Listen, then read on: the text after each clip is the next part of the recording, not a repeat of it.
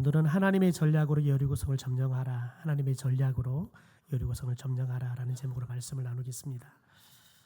오늘 본문의 말씀은 이스라엘 백성들이 가나안 땅에 딱 들어가서 만나는 첫 번째 관문인 여리고성을 점령하는 사건에 대한 말씀입니다.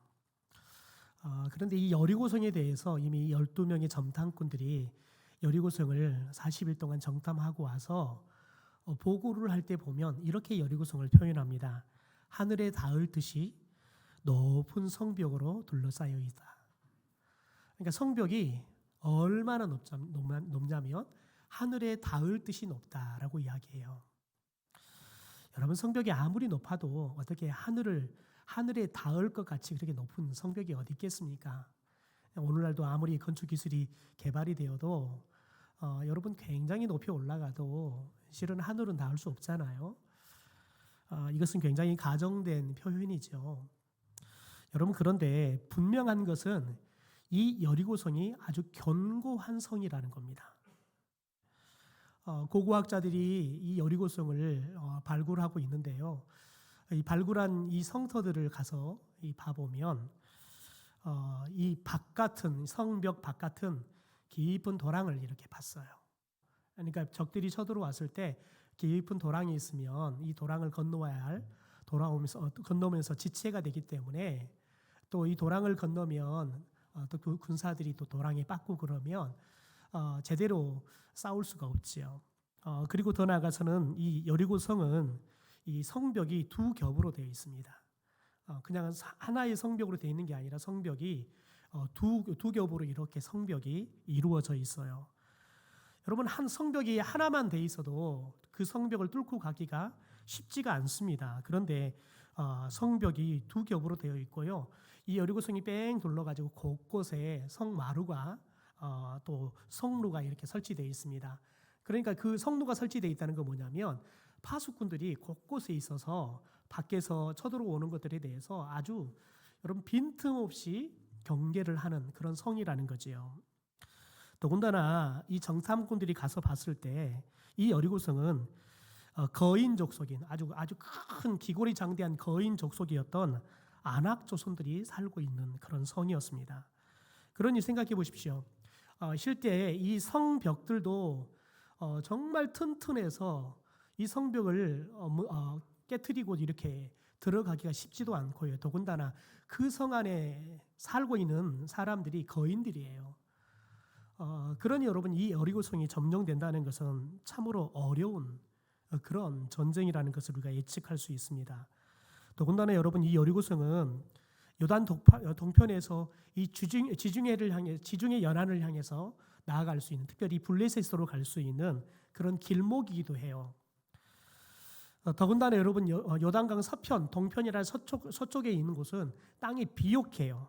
그러다 보니까 전략적으로도 그렇고 경제적으로도 굉장히 가치가 있는 땅이에요. 그러다 보니까 이 성이 거의 기원전 7,000년 전부터 이미 사람들이 늘 이렇게 개발하고 사는 삶의 터전이었죠. 그러니까 오랜 시간 동안 사람들이 그곳에서 삶의 터전들을 일구었기 때문에 이 여리고성은 그 어떤 성보다 훨씬 더 튼튼하고 더 나아가서 사람들이 안전하게 살 수 있는 그런 성이었다는 거지요. 여러분, 그런데 오늘 말씀을 보니까 1절에 보니까 여러분 이렇게 아주 튼튼하게 견고하게 지금 서 있는 이 여리고성이 어떻게 돼 있냐면 1절에 보니까 여리고성은 이스라엘 자손을 막으려고 굳게 닫혀 있었고 출입하는 사람이 없었다. 성 그 자체도 굉장히 튼튼해서 이스라엘이 가서 들어가기가 쉽지 않는데 이스라엘 사람들이 오는 것을 막기 위해서 만반에 여러분 대비를 하고 있는 거예요. 그리고 개미 새끼 하나가 드나들 수 없을 정도로 철저하게 지금 경계 근무를 하고 있는 모습들을 그렇게 성경은 기록하고 있습니다. 여러분, 그런데 생각해 보십시오. 60만의 군사를 거느리고 있는 이스라엘입니다. 그런데 이 60만의 군사력으로도 무찌를 수가 없을 정도로 이 여리고성은 튼튼해요. 왜냐하면 정탐꾼들이 가서 보고 오고는 12명이 갔는데 10명의 정탐꾼이 뭐라고 이야기해요? 우리 절대 저기 가면 저 사람들한테 우리는 밥이다. 그렇게 이야기할 정도로 60만 대군을 가지고 있음에도 불구하고 우리가 감히 저 여리고는 우리가 싸워서 이길 수 없다라고 생각하는, 여러분 그 생각이 이 10명의 정탐꾼들이 보고 와서 보고할 정도로 튼튼한 성이라는 거죠. 그래서 여러분, 하나님께서 이스라엘 백성들이 이 여리고성을 점령하는 데 있어서 하나님의 전략을 오늘 3가지로 이야기를 해주고 있는 것을 보게 됩니다. 첫 번째 하나님의 전략이 뭐냐면 이스라엘 백성들의 힘을 빼시는 거예요. 여러분, 이스라엘 백성들이 여리고성을 점령하기 위해서 전쟁을 해야 돼요. 그런데 여러분, 우리가 이 여리고성에 대해서 오해하는 것이 특별히 2가지가 있습니다. 하나는 우리가 너무너무 잘 아는 여리고성 다음에 아이성이라는 게 있잖아요. 여러분, 그런데 우리가 성경을 통해서 이 여리고성이 아이성보다 훨씬 크다, 그렇게 알고 있어요. 여러분, 그런데 실제로 아이성은 여리고성보다 3배 이상 커요. 여러분, 이게 뭘 이야기하냐면 여리고성을 이제 하나님의 도우심으로 점령하게 되잖아요. 이스라엘 백성들이 여리고성을 그냥 손쉽게 점령하고 나니까 이제 배는 게 없는 거예요. 어떤 것도 그냥 작게 보여요. 정탐꾼들이 보고 올 때에는 그들이 크게만 보였고 그들 앞에 우리는 개미처럼 조그만하게 보였는데 여리고성을 점령하고 나니까 이제는 자기들이 크게 보이는 거예요. 그러니까 여리고성보다 3배 이상 큰 이 아이성이 여러분 여리고성보다 적은 성으로 보이는 거예요. 이 말은 뭐냐면 이스라엘 백성들이 여리고성을 점령하면서 그들의 마음 안에 교만함이 싹이 텄다는 거죠. 더군다나 여러분, 이 여리고성의 전체 크기가 얼마나 되냐면 여러분 12,000평뿐이 되지 않습니다. 우리 강장로님 포도밭이 한 3,000평 이상이 된 걸 알고 있는데, 그러니까 우리 강장로님 포도밭 3,000평이라고 계산을 하더라도 한 4배 정도 큰 성뿐이 안 돼요. 우리 발굴하고 있는 여리고성의 사진을 한번 좀 봐볼까요? 저게 전체 여리고성이에요. 제가 이스라엘 성지순례 가서 제일 깜짝 놀랐던 게 여리고성이 와, 이렇게도 적나? 라는 생각을 했어요. 실제 고고학자들이 저 성을 이렇게 전체적으로 측정했는데 남에서 북으로, 지금 남쪽에서 북쪽으로는 400m예요. 290m고요. 그리고 이제 동에서 서쪽으로의 길이가 100m뿐이 되지 않아요. 그리고 전체 둘레가 400m뿐이 되지 않아요. 여러분 생각해 보세요. 그러니까 우리 그냥 공설 운동장 정도뿐이 되지 않는 게 이 여리고성이에요. 그러니까 우리가 상상하는 것보다 훨씬 적다라는 것들을 우리가 알 수 있죠. 여러분, 그런데 오늘 말씀을 보면 하나님께서 이스라엘 백성들에게 이 여리고성을 점령하는 전략을 여러분 백성들에게 이야기하는데 전쟁과는 조금도 상관없는 전략을 이야기하고 있는 겁니다. 6일 동안 하루에 몇 바퀴를 돌아라 그래요? 여리고성을요? 한 바퀴씩 돌아라잖아요. 6일 동안은 한 바퀴씩 돌아라. 그리고 난 다음에 실제 전투를 하는 7일째 되는 날은 몇 바퀴를 돌아라 그랬어요? 7바퀴를 돌아라 그래요. 여러분, 그런데 제가 하나님이라고는 그러겠어요. 첫날 그냥 7바퀴를 돌아라. 그리고 둘째 날부터는 한 바퀴씩 돌고 7일째 한 바퀴 빨리 돌아버리고 여리고성 빨리 점령해버리자. 이게 훨씬 나을 것 같아요. 왜냐하면 이제 7일째 되는 날 실전을 가서 싸워야 돼요. 여러분, 싸우려고 하면 어떻게 해야 돼요? 여러분, 힘이 있어야 되죠. 그래서 싸우러 가기 전에는 전쟁에 참전하기 전에는 전날 저녁에는 푹 쉬어요. 잘 먹게 하죠. 그리고는 여러분 힘을 비추게 해서, 그래서 힘도 비추고 사기도 올려서 싸우게 하는 거예요. 그런데 하나님은 어찌 된 게 6일 동안 한 바퀴씩 돌라고 마지막 날 7째 날에는 7바퀴를 돌아라라고 이야기해요.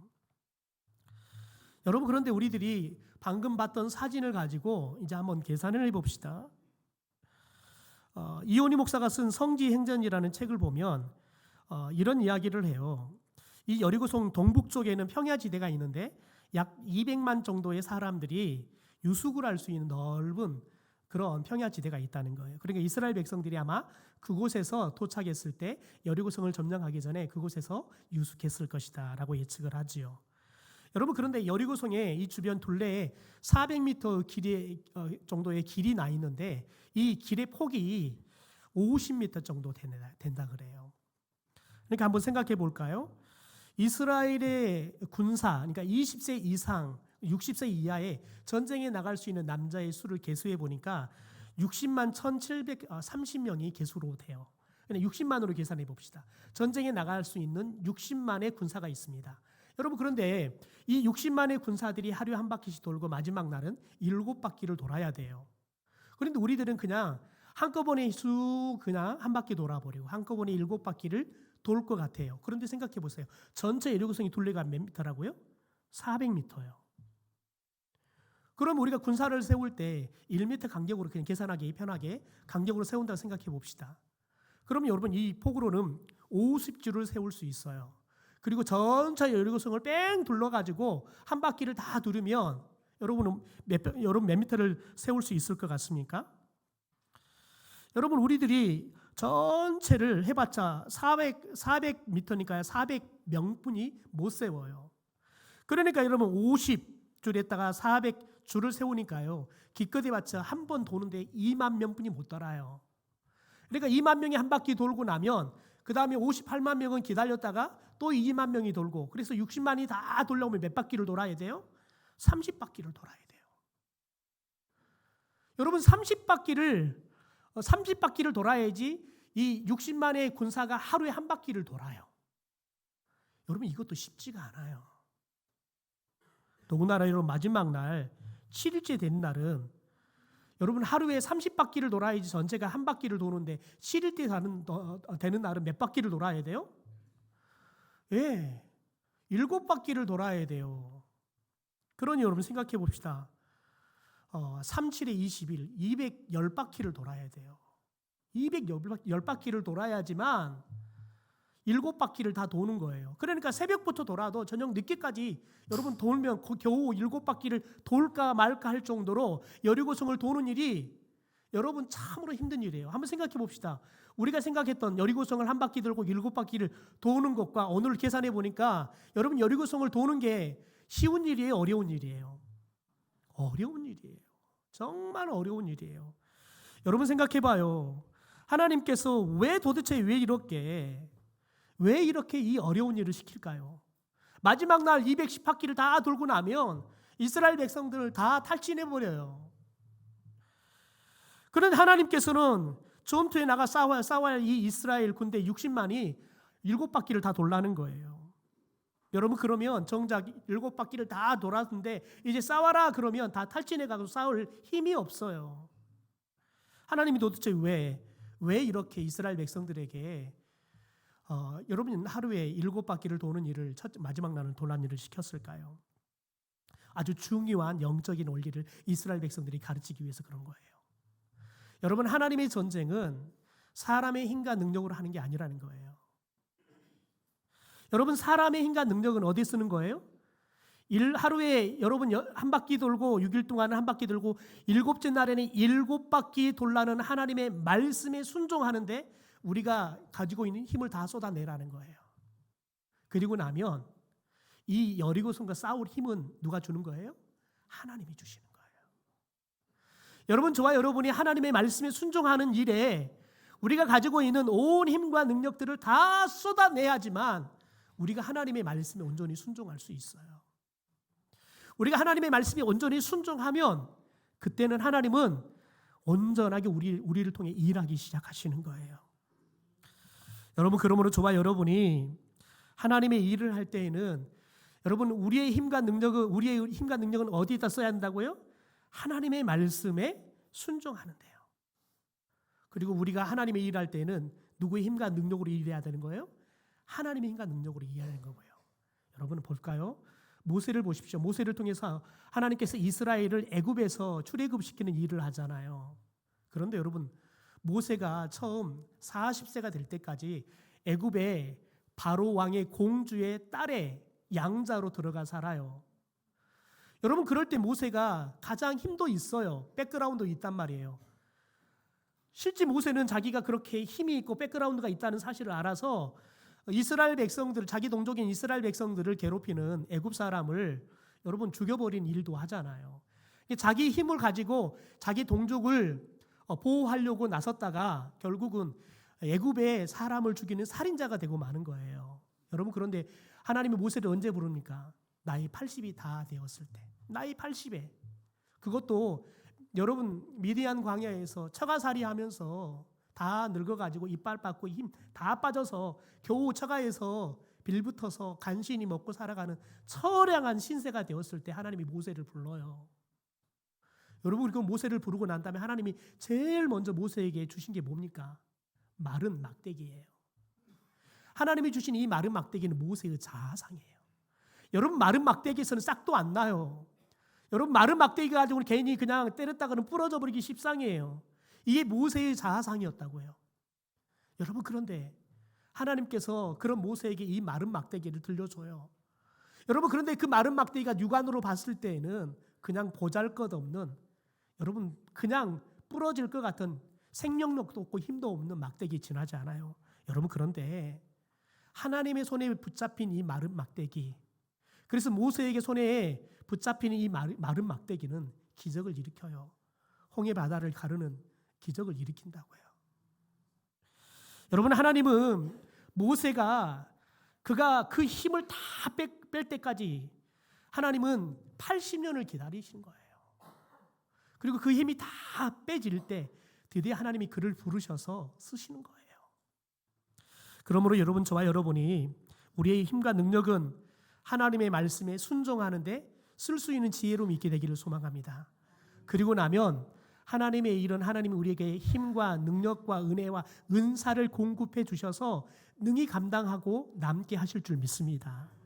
두 번째, 하나님의 전략은 아무도 아무 말도 하지 않는 거예요. 우리 10절의 말씀을 같이 한번 읽어볼까요? 시작. 여호수아가 백성에게 명령하여 이르되 너희는 외치지 말며 너희 음성을 들리게 하지 말며 너희 입에서 아무 말도 내지 말라. 그리하다가 내가 너희에게 명령하여. 여러분, 10절에 보면 반복해서 3번이나 이야기하는 게 있어요. 외치지 말아라. 너희 음성을 들리게 하지 말아라. 너희 입에서 아무 말도 내지 말아라. 여러분, 똑같은 말이에요. 무슨 말이에요? 입 다물어라는 거예요. 침묵하라는 거예요.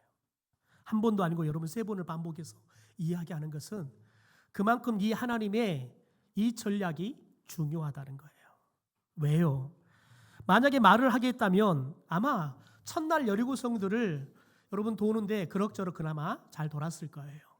여러분, 그런데 둘째 날 한번 돌아본다 생각해 보세요. 여러분, 그러면 사람들 사이에 말이 나오기 시작할 거예요. 아니, 뭐 이렇게 우리가 돈다고 해서 여리고성이 무너져? 뭐 여리고성 지금 뭐 돌 한 낙가딱도 왔는데. 여러분, 사람들이 더워에 힘들어요. 지난번 교회 사역할 때 신도시가 들어와서 그 신도시가 들어오기 전에 교인들이 새벽예배 마치고 함께 그 신도시를 우리가 여리고성 밟기 기도를 했어요. 여러분, 그런데 한 120명 정도가 참석을 해요. 그런데 참 말들 많아요. 조용히 우리 여리고성을 도는 이스라엘 백성처럼 우리 침묵하면서 기도하며 돕시다. 여기 들어와 사람들을 위해서 축복하면서 돕시다. 여러분, 그런데 그 말 떨어지자마자 아니, 이런 걸 뭐 하려고 해? 그것부터 시작해가지고요. 아이고, 비가 오면 비가 오는데 돌아야 돼? 여러분, 조금만 더우면 아이고, 이 더워 죽겠는데 뭘 이렇게 돌라고 해? 여러분, 그래서 나중에는 하도 시끄러워가지고 돌기가 너무 힘들어서 조용히 할 사람만 오라 그랬어요. 여러분, 쉽지 않아요. 더군다나 60만이에요. 60만이라고요. 혈기왕성한 여러분 군사들이라고요. 60만이 여러분, 그냥 하나님이 그냥 너희들 마음대로 돌아라 그러면 이게 돌아지겠냐고요. 여러분, 하나님께서 이스라엘 백성들을 너무 잘 아세요. 왜요? 이스라엘 백성들의 죄성에 대해서 하나님은 40년 동안 그 죄성을 고쳐보려고 했지만 실패했어요. 여러분, 이스라엘 백성들은 항상 부정적인 말, 불평의 말을 입에 달고 살았던 사람들이에요. 그래서 결국은 가나안 땅에 들어가지 못하고 출애굽 1세들은 다 광야에서 벌을 받아 죽었잖아요. 여러분, 불평이 뭐냐면 어떤 방법이 내 경험, 내 생각과 충돌을 되어질 때 생겨나는 인간의 감정을 불평이라 그래요. 그러니까 내가 생각하는 것, 내가 경험을 통해 알고 있는 것과 누군가가 이야기하는 방법이 달라요. 충돌이 일어나면 사람들이 되지도 않을 일 갖고 하라 그런다고. 여러분, 불평하는 이 부정적인 감정이 생기는 게 불평이에요. 여러분, 그러니까 내 경험으로는 칼과 창으로 칼을 준비해서 이걸 잘 쓸 수 있는 그런 훈련을 해야지. 그리고 어떻게 하면 이 여리고성을 우리가 점령할 수 있는지 전략을 짜고 전술을 짜서 백성들을, 이 군사들을 훈련을 시켜가지고 해야지. 이게 돈다고 돼? 여러분, 사람들이 말을 하게 하면 돌면서 여러분 자기가 생각하는 방법과 하나님이 지금 말하는 방법이 너무 맞지 않으니까 불평하고 불만하는 거지요. 여러분, 그러면 여러분 어떤 일들이 일어나겠습니까? 그러면 한 사람의 불평 불만의 말이 전염이 되기 시작하는 거예요. 그러면 모든 사람들이 순간 불평과 불만의 사람으로 다 바뀌어 버리는 거예요. 여러분, 이스라엘은 홍해 바다를 경험했잖아요. 여러분, 그런데 생각해 보세요. 홍해 바다는 하나님께서 요단강을 가르는 것과 다른 방법으로 했습니다. 하나님께서 요단강을 홍해 바다는 바람으로 다 갈라놓고 난 다음에 이스라엘 백성들을 건너가게 했죠. 그러나 요단강은 어떠해요? 제사장부터 지금 물이 가득한데 들어가라 그랬어요. 왜 그럴까요? 40년 동안 훈련이 되니까 들어가라도 그 말씀에 순종할 수 있는 사람들이 된 거죠. 그러나 홍해 바다를 건널 때는 이스라엘 백성들이 여러분 홍해 바다 앞에 딱 당도했는데 뒤에 애굽 군대가 다시 잡으려고 쫓아오는 거예요. 그러니까 뭐라고 말합니까? 여러분, 기가 막힌 말을 합니다. 여러분, 그들이 이야기하는 게 뭐냐면 애굽에 매장지가 없어서 우리를 여기까지 데려와서 이 광야에서 죽게 하느냐라고 모세에게 원망해요.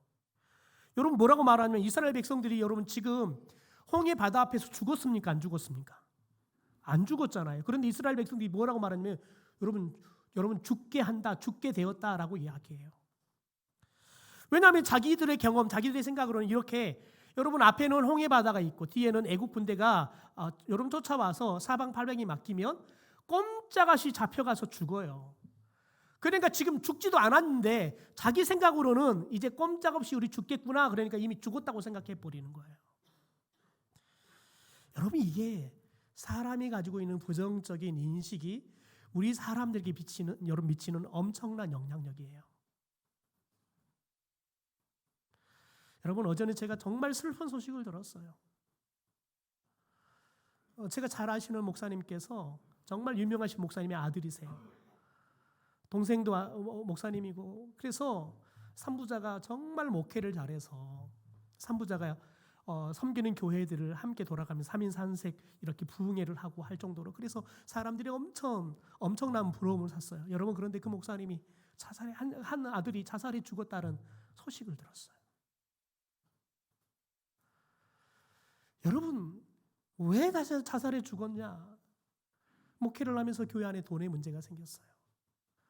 여러분, 그런데 그 문제가 목사님 관여 잘못한 것 같아요. 여러분, 그런데 여러분 그 비난의 소리들이 막 몰려오니까 감당이 안 되는 거예요. 그래서 교인들에게 유언 같은 카톡을 보내놓고 자살해 죽어버렸어요. 여러분, 불평과 불만의 말은 나도 죽이지만 여러분 우리는 모두를 죽여버릴 수 있는 아주 위험한 독약 같은 거예요. 그래서 하나님은 오늘 이스라엘 백성들에게 말하지 말라는 거예요. 말하지 말고 뭐 하라는 거예요? 기도하라는 거예요. 기도하라는 거예요. 여러분, 그런데 문제는 하나님이 왜 심각하게 3번이나 반복해서 말씀했냐는 거예요. 여러분, 그 배우 때문에 그래요. 그 배우가 누가 있습니까? 욥기 1장 8절의 말씀 읽어볼까요? 읽죠. 시작. 여호와께서 사탄에게 이르시되 내가 내 종 욥을 주의하여 보았느냐? 그와 같이 온전하고 정직하여 하나님을 경외하며 악에서 떠난 자는 세상에 없느니라. 여러분 보면 욥을 시험하는 그 배우 누가 있습니까? 사탄이 있어요. 사탄이요. 사탄의 목적은요, 우리를 가난하게 하고 병들게 하는 게 아니에요. 사탄은 우리를 시험을 통해서 하나님 앞에서 원망하고 불평을 쏟아내게 하는 게 목적이에요. 그런데 여러분, 욥은 이 사탄의 시험에 안 넘어가요. 우리 욥기 1장 20절, 22절 같이 읽어보죠. 시작. 욥이 일어나 겉옷을 찢고 이르되 내가 모태에서 알몸으로 나왔사온즉 주신 이도 여호와시요 거두신 이도 여호와시오니 여호와의 이름이 찬송을 받으실지이다 하고 이 모든 일에 욥이 범죄하지 아니하고 하나님을 행하여 원망하지 아니하라 했다. 여러분 보면 욥이 하나님을 원망하지 않았다라고 이야기해요. 그런데 그 앞에 보면 욥이 이 모든 일에 범죄하지 않았다. 그러면서 뭐라고 말하냐? 하나님을 원망하지 않았다. 그러니까 하나님을 원망하는 게 뭐라고요? 범죄라고요. 여러분 우리는 원망하는 게 범죄라고 생각합니까? 안 합니다. 여러분 우리들이 신호를 지키지 않고 때로는 가속하고 달리는 것을 우리는 여러분 큰 문제가 없으면 그걸 죄라 생각하지 않습니다. 여러분 그런데 사고가 나면 우리가 감당할 수 없는 범죄가 되는 거예요. 여러분 하나님은 원망을 범죄다 말해요. 왜요? 사탄이 하게 하는 거기 때문에 그렇습니다. 여러분 하나님께서 영적 전쟁에 들어와 있는 우리에게 뭐라고 말씀하냐면 그 입 다물라는 거예요. 불평하고 불만하는 그 입 다물라는 거예요. 왜냐하면 불평을 쏟아내기 시작하면 결국 우리가 죽어요. 하나님 앞에 범죄하기 때문에 그렇습니다. 여러분 우리가 하나님 앞에서 여러분 불평이 나오고 불평이 나올 때 불만이 나올 때에는 여러분 한번 스톱하세요. 그리고 하나님 앞에 물어보세요. 하나님, 제가 어떻게 대처하고 말하는 게 좋을까요? 여러분 그러면 80% 90%는 우리들이 여러분 커질 수 있는 싸움을 막을 수 있어요. 세 번째 하나님의 전략은 양강나팔을 불라고 하십니다. 여러분 구약 성경에 나오는 양강나팔은 두 종류가 있어요. 하초초라 양강나팔이 있고요. 쇼파르 나팔이 있어요. 그런데 두 나팔을 불 때마다 역사하는 기능은 같아요. 그러니까 하나만 생각해 봅시다. 하초초라 나팔의 기능에 대해서 우리 민수기의 말씀인데 한번 읽어볼까요? 같이 읽죠. 시작. 또 회중을 모을 때에도 나팔을 불 것이나 소리를 크게 내지 말며 그 나팔은 아론의 자손인 제사장들이 불지니 이는 너희 대대에 영원한 율례니라. 여러분 지금 이 이야기 다음에 뭐가 나오냐면 전쟁 이야기가 나옵니다. 그러니까 하초추라 나팔은 여러분 전쟁 나팔이에요. 여러분 전쟁을 나갈 때 나팔을 누가 붑니까? 군사들 중에서 나팔수가 불어요. 그런데 이 하초추라 나팔은 여러분 군사 중에 나팔수가 불지 말고 제사장인 아론의 자손인 제사장이 불라고 말해요. 그러면서 뭐라고? 이것은 변경할 수 없는 영원한 하나님의 규례 말씀이다라고 이야기해요. 여러분 그러면 제사장이 하초초라 나팔을 불면 어떤 일이 일어나는가 우리 한번 봐볼까요? 우리 민수기 10장 9절 10절입니다. 같이 한번 큰 소리 읽어봅시다. 시작. 또 너희 땅에서 너희가 자기를 압박하는 대적을 치러 나갈 때에는 나팔을 크게 불지니 그리하면 너희 하나님 여호와가 너희를 기억하고 너희를 너희 대적에게서 구원하시리라. 또 너희의 희락의 날과 너희가 정한 절기와 초하루에는 번제를 물을 드리고 화목 제물을 드리며 나팔을 불라. 그런 말미암아 너희 하나님이 너희를 기억하시리라. 나는 너희의 하나님 여호와이니라. 여러분 하초추라 나팔을 제사장이 불면 어떤 일이 일어나요? 하나님이 누구를 기억한다고요? 이스라엘 백성들을 기억한다고요. 그리고는 적군으로부터 이스라엘 백성들을 구원하겠다는 약속의 말씀을 기억하고 약속의 말씀을 하나님이 이루셔서 지킨다는 거예요. 그러니까 하초추라 나팔을 불면 어떤 일이 일어나냐면 하나님이 전쟁을 승리케 하는 역사가 나타나는 거예요. 여러분 특별히 여기서 기억하다라는 말은 히브리어는 자카르예요. 자카르. 여러분 자카르란 말은 두 개의 의미가 있어요. 하나는 왕 옆에서 왕이 말하는 걸 다 기록하는 여러분 사관을 말해요. 더군다나 여러분 사관이 어떤 일을 하냐면 사관은 오늘 비서실장 같은 역할을 해요. 그래서 왕의 스케줄들을 다 매일매일 브리핑해주고 이제 왕이시여 이제 누구와 만날 시간이 있습니다. 그래서 왕이 약속 시간 자기가 해야 할 일들을 옆에서 기억하게 하는 역할을 해요.